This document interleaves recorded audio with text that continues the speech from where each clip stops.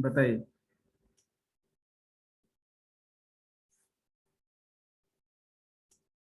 Share the topic name.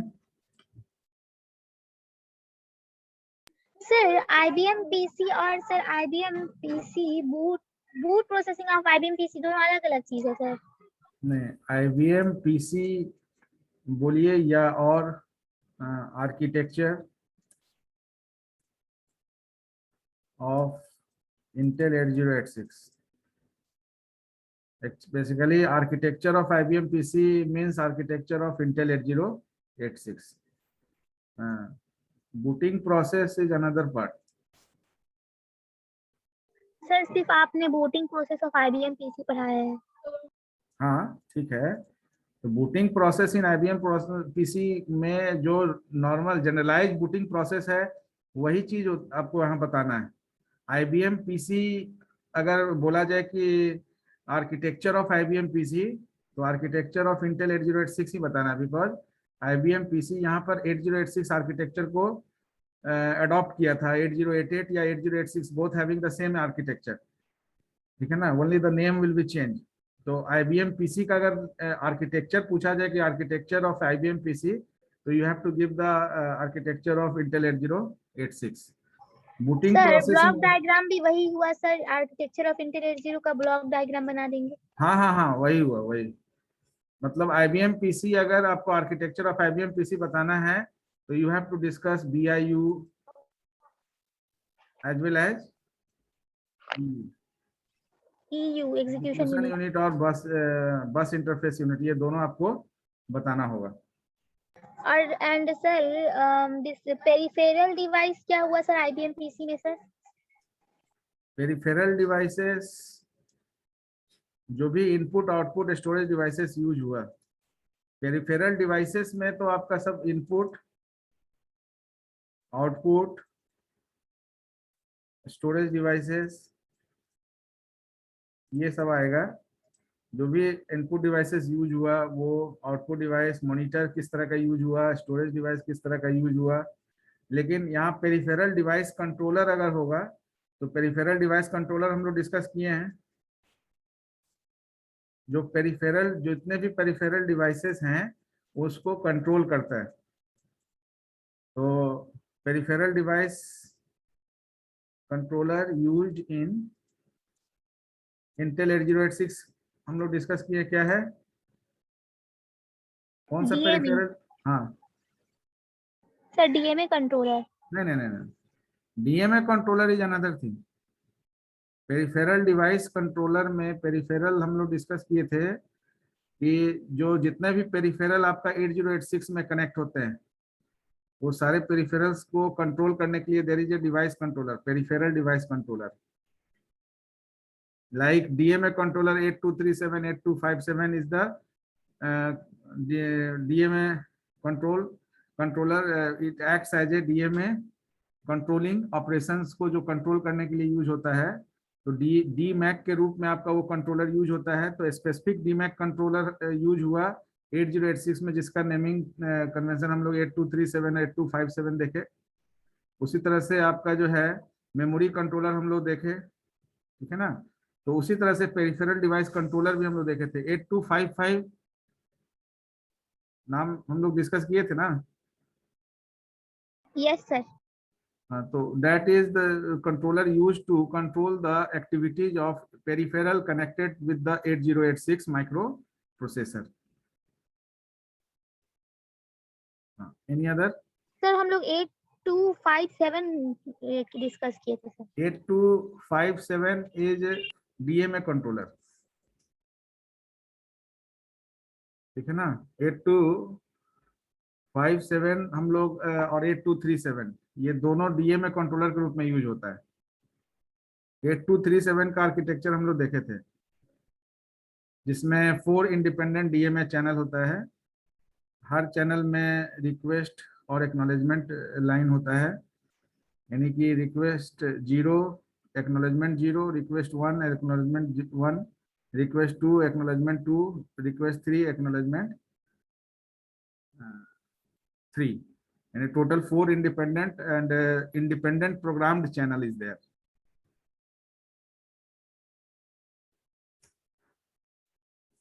Yes. Sir DMA controller और DMA operation दोनों अलग अलग चीज हुआ। नहीं नहीं नहीं, DMA controller is the device, ठीक है ना। डीएमए कंट्रोलर जिसको हम लोग डीमैक, तो DMAC is what, DMAC is the device, है ना। DMA controller is the controlling device.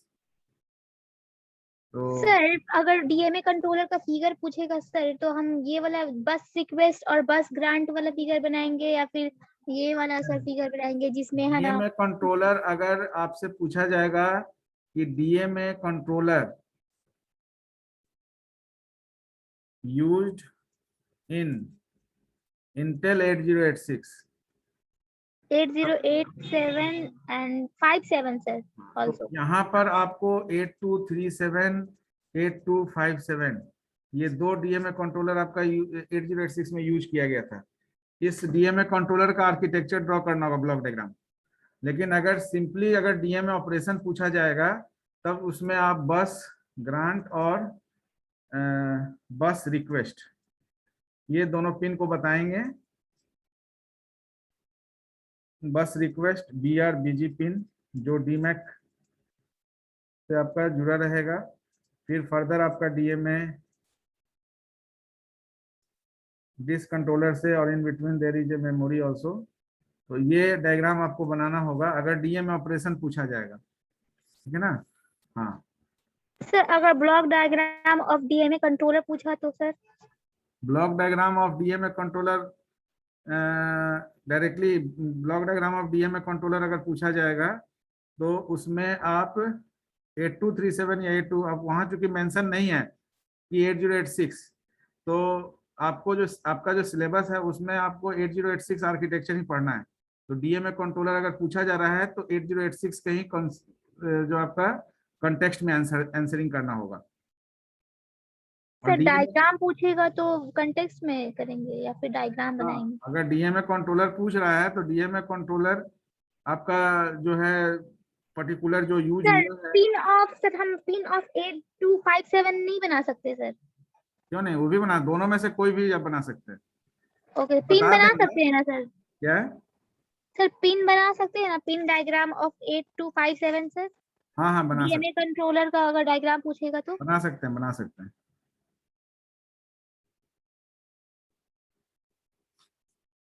Any other doubt?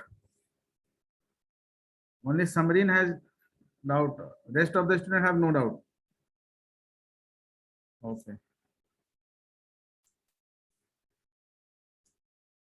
Sir associate component of micro processor क्या हुआ सर।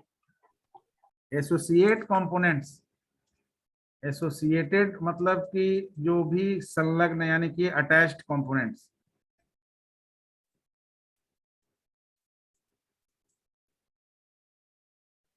तो माइक्रो प्रोसेसर से एसोसिएटेड कंपोनेंट्स क्या हो सकता है? तो माइक्रो प्रोसेसर से एसोसिएटेड कंपोनेंट्स आपका, अगर micro processor point of view देखें तो उसमें आपका कंट्रोल यूनिट, एएलयू, जो भी आपका सीपीयू से रिलेटेड कंपोनेंट है वो सारा कंपोनेंट आएगा along with the devices also, ठीक है ना। जैसे आपका जो भी डिवाइसेस कनेक्टेड है, आप रजिस्टर्स को भी बोल सकते हैं, कैश मेमोरी को भी बोल सकते हैं, क्योंकि ये सारे एसोसिएटेड कंपोनेंट, एसोसिएटेड कंपोनेंट्स का मतलब और कंपोनेंट्स का मतलब, एसोसिएटेड कंपोनेंट्स में थोड़ा सा आपका रेंज बढ़ जाता है। कंपोनेंट्स ऑफ माइक्रो प्रोसेसर अगर बोला जाए तो only the components which is the part of microprocessor we will discuss. But associated components का मतलब हो गया कि उस माइक्रो प्रोसेसर से जितने भी कंपोनेंट कोरिलेट करते हैं, जहां से भी माइक्रो प्रोसेसर किसी भी तरह का इंफॉर्मेशन जो है रिट्रीव करता है या इंफॉर्मेशन शेयर करता है, तो all are the associated components. तो सीपीयू का जो एसोसिएटेड कंपोनेंट वो तो सब होगा ही, रजिस्टर्स, मेमोरी, ये सब आ जाएगा आपका एसोसिएटेड कंपोनेंट में। Clear? Yes sir. Any other, any other question? 8 number question sir. Question बोलो। अब ये वो तो हम ओपन नहीं किए हैं ना, आप क्वेश्चन पढ़िए। Describe the architecture of John 1 new Neumann. अच्छा, John von Neumann. Yes, sir. John von Neumann, John उनका पूरा नाम था, ऐसे वॉन न्यूमैन आर्किटेक्चर हम लोग डिस्कस किए हैं। सर उसमें बस को पूरा डिस्क्राइब कर देंगे सर तो हो जाएगा ना? हाँ हाँ, वॉन न्यूमैन आर्किटेक्चर में आप ये चीज लिख सकते हैं कि according to von Neumann architecture, according to von Neumann architecture, in any computer system there is 4 main component, that is as follows, ठीक है ना। फिर 4 मेन कंपोनेंट आपका क्या क्या है, तो सीपीयू, मेमोरी, इनपुट और output.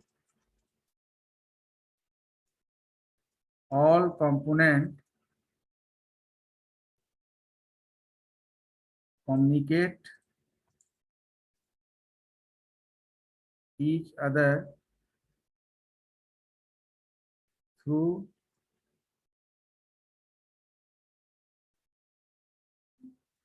set of wires called system buses, various system buses used to accomplish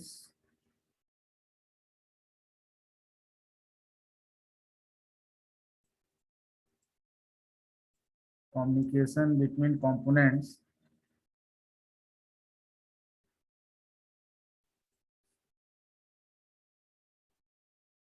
is as follows: control bus, data bus and address bus। एक एक लाइन ये बता सकते हैं। Control bus responsible for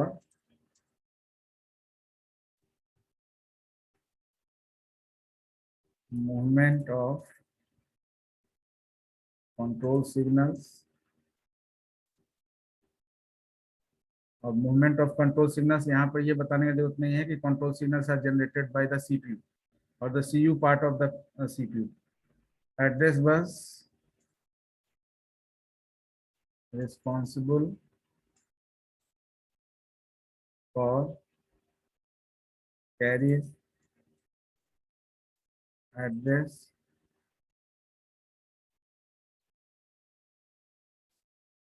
and data bus responsible for movement of data within the system। तो one Newman ने इतना चीज बताया था। मेन कंपोनेंट 4 बताया, जिसमें मेमोरी को उन्होंने वर्किंग और नॉन वर्किंग मेमोरी में कैटेगराइज किया। वर्किंग मेमोरी आपका रैम है, नॉन वर्किंग मेमोरी आपका सेकेंडरी मेमोरी यानी हार्ड डिस्क है। अब इसी के बेसिस पर हम लोग डायग्रामेटिक रिप्रेजेंट भी किए थे, ठीक है ना। सीपीयू उसको भी एक्सप्लेन जो है नोटिस डायग्राम दिखा देना है। ये 4 कंपोनेंट जो है वो 3 तरह के बसेस से कम्युनिकेशन एस्टेब्लिश करता है। दिस इज द कंट्रोल बस, address bus, data bus. Data bus आपका जो है out of this 3 data bus जो है ये बाई डायरेक्शनल है, एड्रेस बस और कंट्रोल बस ये दोनों यूनी डायरेक्शनल है।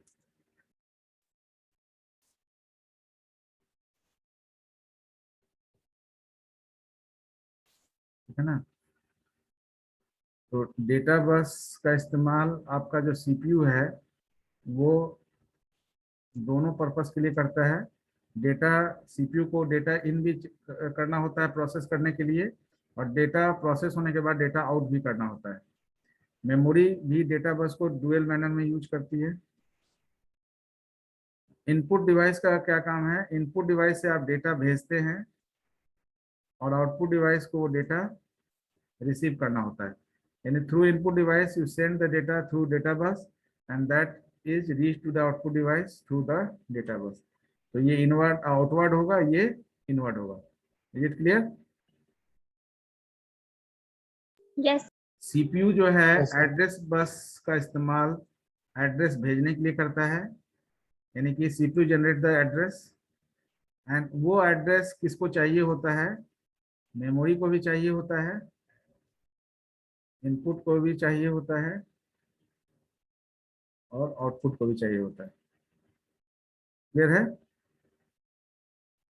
तो बताइए, इनपुट और आउटपुट को दोनों तरफ से मोड में चाहिए या सिंगल मोड में चाहिए एड्रेस?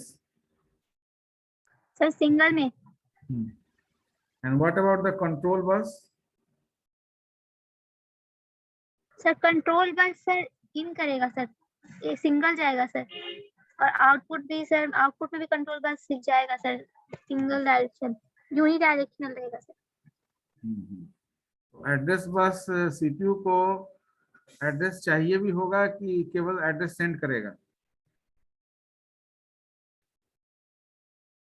सर सेंड करेगा सर। सेंड करेगा सर सीपीयू को। हम्म आउटपुट में या इनपुट में सर?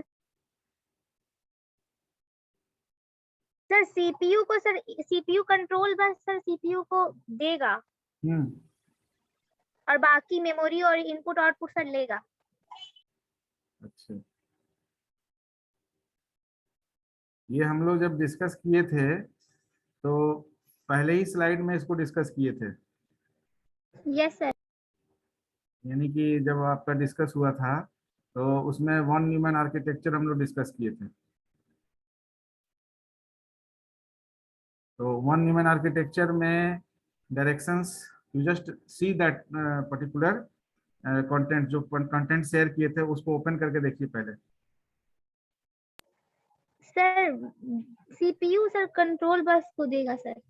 हम्म सर कंट्रोल बस की तरफ डायरेक्शन रहेगा सर एरो सीपीयू से, और बाकी मेमोरी और इनपुट और आउटपुट सर कंट्रोल बस देगा सर। मींस ऊपर डायरेक्शन रहेगा सर, मेमोरी की तरफ रहेगा। अच्छा ठीक, अच्छा ठीक है, उसको कंप्लीट करेंगे। इसके अलावा और कोई टॉपिक किसी को कंफ्यूजन है? Sir component of micro processor architecture क्या हुआ? Basic component CPU sir. Components of basic component of micro processor architecture. वही चीज तो बताया अभी, basic component. Okay sir. Basic component में आपका माइक्रो प्रोसेसर के अंदर जो भी है एसोसिएटेड कंपोनेंट में, उससे एसोसिएटेड जितना भी है वो सारा कंपोनेंट आ जाएगा। ठीक है ना। सर एसोसिएटेड और बेसिक में सर डिफरेंस नहीं समझे। बेसिक कंपोनेंट का मतलब हुआ कि जो आपका सीपीयू का जो कंपोनेंट है एक्चुअली वो माइक्रो प्रोसेसर का भी कंपोनेंट होगा, क्योंकि सर माइक्रो वही ना, प्रोसेसर, सीयू एएलयू और हाँ, स्टोरेज रजिस्टर्स, रजिस्टर्स। ये हाँ। Okay sir. हम्म, और ये इसमें सर डिवाइस भी हो गया, रजिस्टर भी हो गया, हम्म। स्टोरेज डिवाइस भी हो गया, ये सर समझ गया सर। हाँ, इसमें जो भी आपका कनेक्टेड है वो सब हो जाएगा इसमें।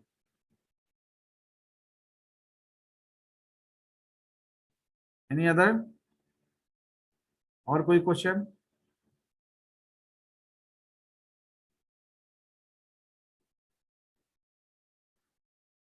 कोई क्वेश्चन नहीं है ना अब? No sir. अच्छा, सर स्लाइड दिखा दीजिए सर, स्क्रीनशॉट लेंगे सर कौन सा? स्टार्टिंग से सर एक बार।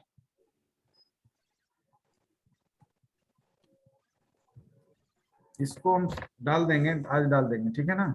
स्क्रीनशॉट लेने का जरूरत नहीं है। हाँ, ये हम बोले थे, इससे रिलेटेड एक प्रॉब्लम है, ये नोटिफाई करिए आप। ये सर समझ गए सर, ये वाला समझ गए थे सर। हाँ, क्वेश्चन देखे थे आप? ये सर क्वेश्चन आपने बताया था कल ही। नहीं नहीं, बुक में देखे थे, बुक में। सर बुक में कहाँ पर है ये वाला क्वेश्चन सर, नहीं मेमोरी मिला मुझे। मैनेजमेंट बताए थे, मेमोरी मैनेजमेंट। सर ओएस की बुक में सर। हाँ, ओएस की बुक में, क्योंकि हम लोग ट्रैप डिस्कस किए थे। बाकी प्रॉब्लम आपका जो है, जो ट्रैपिंग का है, वो आपको मेमोरी मैनेजमेंट पढ़ना है, ठीक है? तो मेमोरी मैनेजमेंट में वो आपको पर्टिकुलर मेमोरी मैनेजमेंट चैप्टर में ही वो प्रॉब्लम मिलेगा।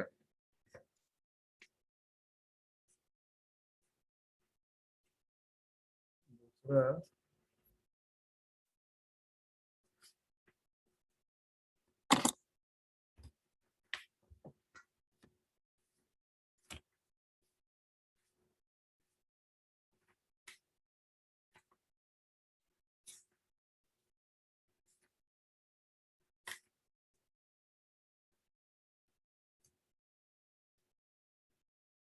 ये प्रॉब्लम ही हम लिख देते हैं यहाँ पर, इसको आप देख लीजिएगा, एग्जामिनेशन पर्पज से इम्पोर्टेंट।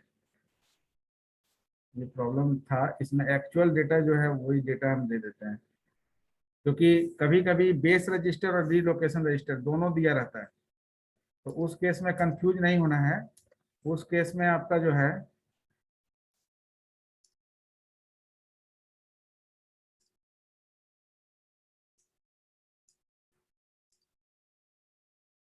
हाँ, ये प्रॉब्लम एक्चुअल में जो बुक में प्रॉब्लम है आपका, consider the following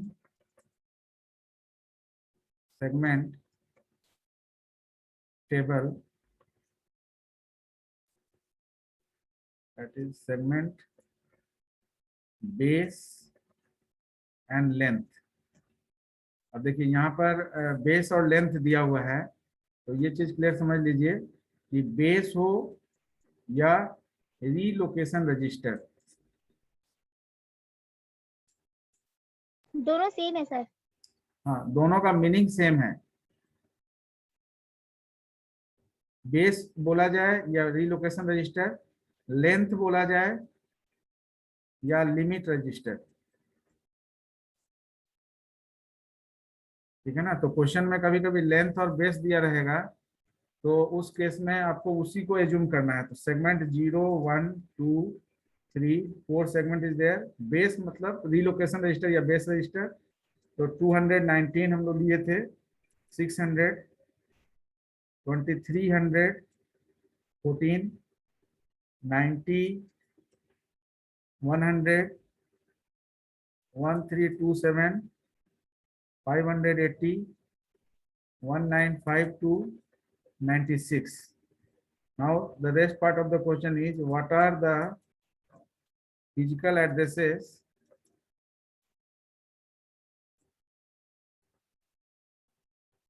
for the following logical addresses,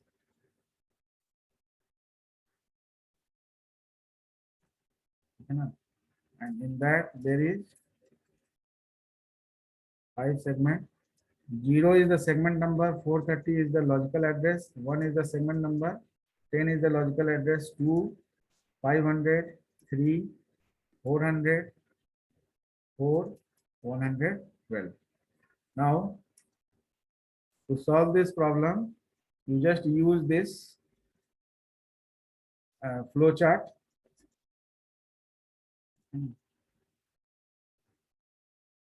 यहाँ पर जो लेंथ दिया हुआ है, वही लेंथ आप लिमिट रजिस्टर से भी नोटिफाई करते हैं। अब ये यहाँ पर आपका नो और यस, ये नो ही सेक्शन आपका जो है, ट्रैप है सर, ट्रैप। हाँ, वो ट्रैप फ्लैग को ऑन करता है, यानी trap, that means addressing error. और यस अगर है तब उस केस फिजिकल में एड्रेस। आपका, हाँ, बेस रजिस्टर ऐड होता है, या रीलोकेशन, यहाँ बेस दिया हुआ है तो बेस ही मेंशन करिएगा। बेस और रीलोकेशन का मतलब सेम होता है। ये आपका ऐड होकर फिजिकल एड्रेस, यानी कि एलए जो था उससे फिजिकल एड्रेस आपका क्रिएट हुआ, और ये आपका फिजिकल मेमोरी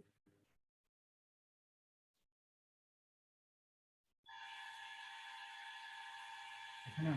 तो ये वाला जो आपका लॉजिक चार्ट है, इसको यूज करना है,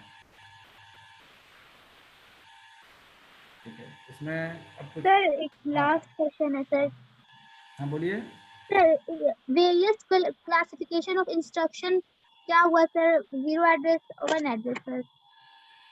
फिर से बोलिए। Plain various classification of instruction. अच्छा, वेरियस क्लासिफिकेशन ऑफ इंस्ट्रक्शंस में फर्स्ट ऑफ ऑल तो यू हैव टू डिस्कस कि what is instruction. Instruction definition आपको देना होगा, एंड देन एक फॉर्मेट हम लोग डिस्कस किए थे, वो फॉर्मेट आप दे भी सकते हैं, नहीं भी दे सकते, क्योंकि क्लासिफिकेशन पूछा जा रहा है। तो you already know what is instruction. It is command given to the computer to perform any operation। यही होता है ना। Yes sir. वेरियस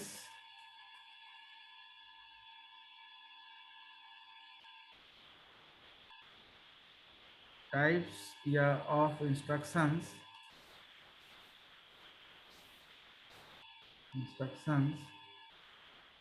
ब्रैकेट में लिख दीजिएगा, on the basis of number of operand is as follows. इसमें हम लोग डिस्कस किए थे zero address, one address, two address, three address, instruction.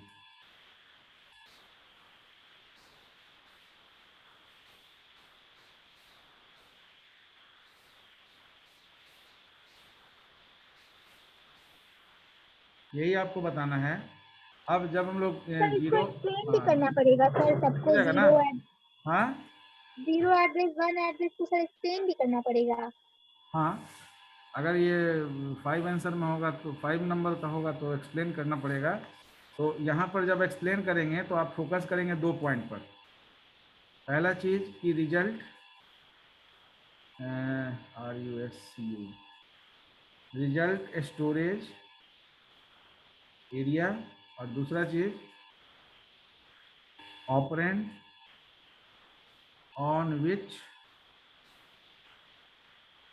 Operation is to be perform, ठीक है ना। तो जीरो एड्रेस में रिजल्ट स्टोरेज एरिया क्या होता है? अगर रिजल्ट स्टोरेज एरिया, इसमें एक कॉलम बना दिया जाए, रिजल्ट स्टोरेज एरिया RSA, और एक कॉलम बना दिया जाए ऑपरेंड जिस पर ऑपरेशन होगा, तो जीरो एड्रेस में रिजल्ट स्टोरेज एरिया क्या होता है? Stack memory. Yes sir, start memory. हाँ, और ऑपरेंड क्या होता है? इम्प्लाइड मोड, यानी operands are selected in implied mode. Implied का मतलब हो गया automatically. As per expression sir. हाँ, एज पर एक्सप्रेशन तो इम्प्लाइड मोड में ही होगा ना। We are not giving any operand for operational instructions because it is yes zero sir. Address. तो operands are selected in implied mode, implicit manner, automatically it is selected, ठीक है ना। One address में result storage area क्या होता है? accumulator register sir. हाँ, और वन ऑपरेंड आपका जो है यूज होता है ऑपरेशन में, एक ऑपरेंड आपका एक्यूमुलेटर में असाइन होता है और एक ही ऑपरेंड पर आप ऑपरेशन परफॉर्म करते हैं, इसलिए ये वन ऑपरेंड है। यहाँ इम्प्लाइड मोड है इसलिए ये जीरो एड्रेस है, क्योंकि इम्प्लाइड मोड में आप एक भी ऑपरेंड का एड्रेस नहीं भेजते हैं। तो ऑपरेंड्स आर सिलेक्टेड ऑटोमेटिकली और इम्प्लिसिटली और इन इम्प्लाइड मोड। टू एड्रेस के केस में any General purpose sir. Any register, और रजिस्टर नहीं, एनी रजिस्टर तो है ही, एक्चुअली में आपका जो रिजल्ट कहाँ स्टोरेज एरिया क्या होता है, first operand use in instruction. तो इंस्ट्रक्शन में जो पहला ऑपरेंड होता है वो आपका स्टोरेज एरिया होता है। रेस्ट यानी कि रेस्ट नहीं, बोथ लिखिए। और ऑपरेशन में कौन ऑपरेंड पार्टिसिपेट होता है, बोथ। दो ऑपरेंड ले रहे हैं, दोनों आपका ऑपरेशन में पार्टिसिपेट करता है, और जो पहला ऑपरेंड होता है वो आपका रिजल्ट स्टोरेज एरिया होता है, यही होता है ना।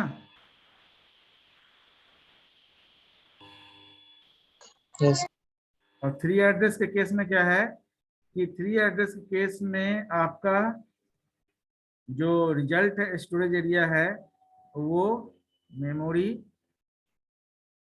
लोकेशन और एनी रजिस्टर हो सकता है, कोई स्पेसिफिक रजिस्टर नहीं।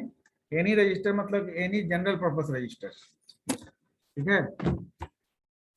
Yes sir.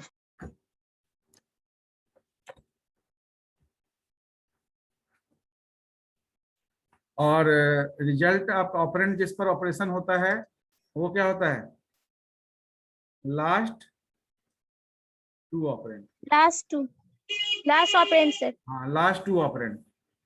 तो ये चीज आपको, ये फैक्टर ध्यान में रखना है कि कहाँ कहाँ आपका रिजल्ट स्टोर होता है, कौन सा ऑपरेंड रिस्पॉन्सिबल है स्टोर करने के लिए रिजल्ट, और आपका ऑपरेंड कैसे सिलेक्ट होता है, कितना ऑपरेंड आप लेते हैं, कौन कौन सा ऑपरेंड पार्टिसिपेट करता है। ये दो फैक्टर हम लोग जो है किसी भी टाइप्स के इंस्ट्रक्शंस को लिखने में ध्यान देना है। तो आप जीरो एड्रेस में आप इसी को बेस करके लैंग्वेज आप जनरेट कर सकते हैं सेंटेंस में कि in zero address instructions result is stored in the stack memory itself and operands are selected in implied mode, that is in implicit manner. So because there is no operand is needed for any operational instructions, that's why it is known as zero address instruction. और वो भी चीज जोड़ सकते हैं कि it is used in a stack organized computer. Similarly in word address you can define the same. तो इस तरह से ये आंसर आपका कंप्लीट होगा। Any other question? No sir. No one have any doubt related to any questions shared in your group as a question bank for IBM architecture?